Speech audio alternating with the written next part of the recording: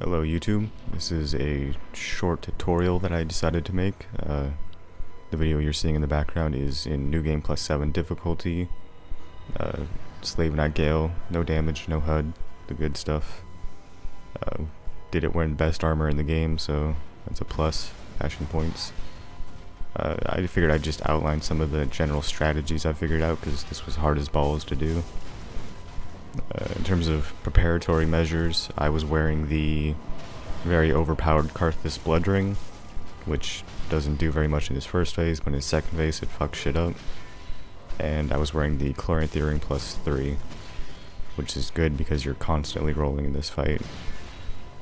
And I don't remember if I had anything else important. I don't think I did. I'm not using a Cestus for FP or HP regen because this was no damage.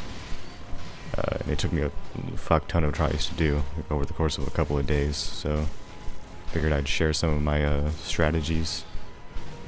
In particular, that attack you just saw right there was something I had fun figuring out. He does that quick horizontal slash. I'll point it out when he does it again, it's not this one. And then he has a chance of following it up with, nope, not that one. But he has a chance of following that particular attack up with another swing, and it's kind of hard to tell when he's going to do it. This one right there, but he has a chance of just doing it once and then not doing the follow-up, and if you roll unnecessarily, needlessly, you lose stamina and you lose an opportunity to counterattack. So it's kind of a good idea to try to learn how to get that dodge down. And the way I figured out how to do it is you can kind of tell if you watch his shoulders when he switches from one animation track to another. If that makes sense, you can tell when he switches from that first swing, which is its own animation, to a second one. Unfortunately, I can't really highlight it anymore because I fucked him up and got him right into the second phase. But if you go back and review the footage, maybe I'll do some editing magic and get that going again and show you guys what I mean when I say it's like a shoulders jolt when he goes to the second swing. You just gotta watch for that. And this is where that Karthus Blood Ring really comes in handy. There you saw me iframe through that arrow stream, which only works when he's doing a short barrage, but you can actually just dodge left and then right, or right and then left, and you'll completely avoid damage. Which those arrows were really what made this run so difficult, is because you can dodge his attacks no problem, but those arrows fuck you up. Take away your flawless tag, can't do that. And in terms of his double hitboxes that he gets from that cape, that's where the Karthus Blood Ring also shows its usefulness. There's that iframe. Because you can just dodge his attacks with no problem. If you try to do this without the Karthus Blood Ring, he'll clip you.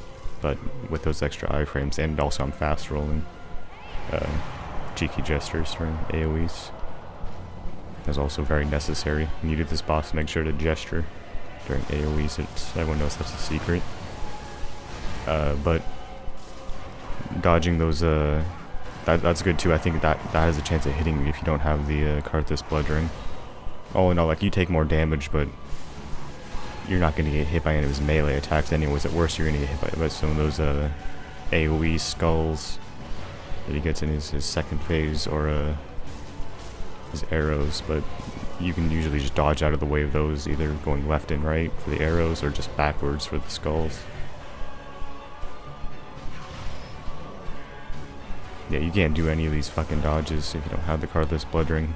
It's overpowered as shit in this fight. You'll see right there, he does that attack where he raises his sword and his cape clings to it, and he does a few spin to wins. When he does that in his third phase, it's always followed by those skulls that shoot out, those ones that are tracking me right now. So you gotta watch out for those.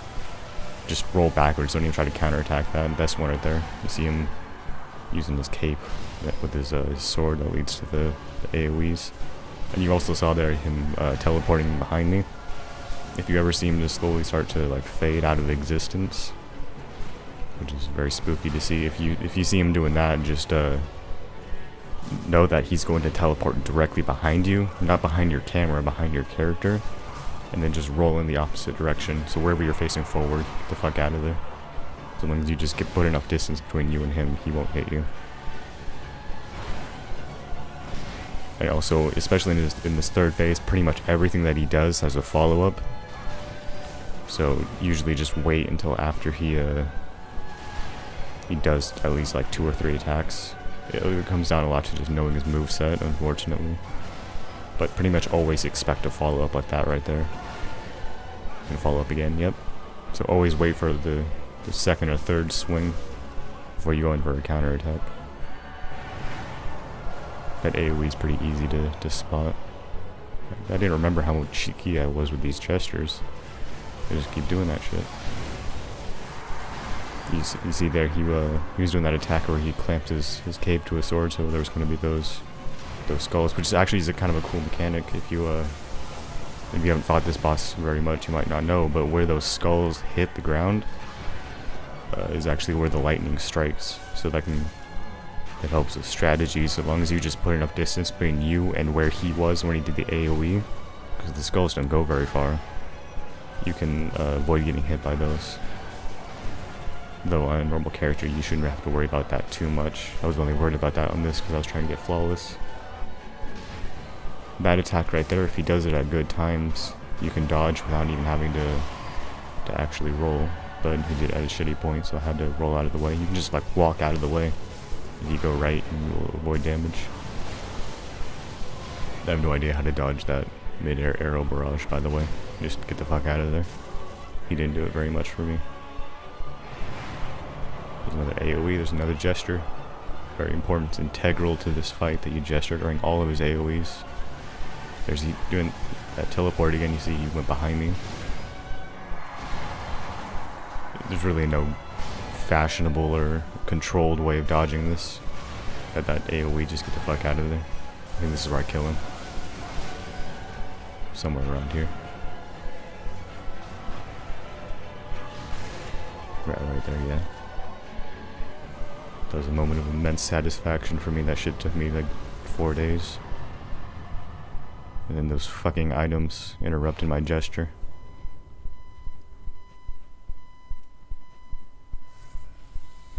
And there you go. A bit disorganized, but hopefully you got something out of it. I was using the Ring Knight straight sword. Desert Pyromancer set with the Shira's crown. There's the Karthus Blood Ring. That thing is MVP. And those are my stats. Level 314. That's where I decided to cut my character off. But thank you all for watching. Hope it was informative. I'll put more information in the description. And I will see you guys later.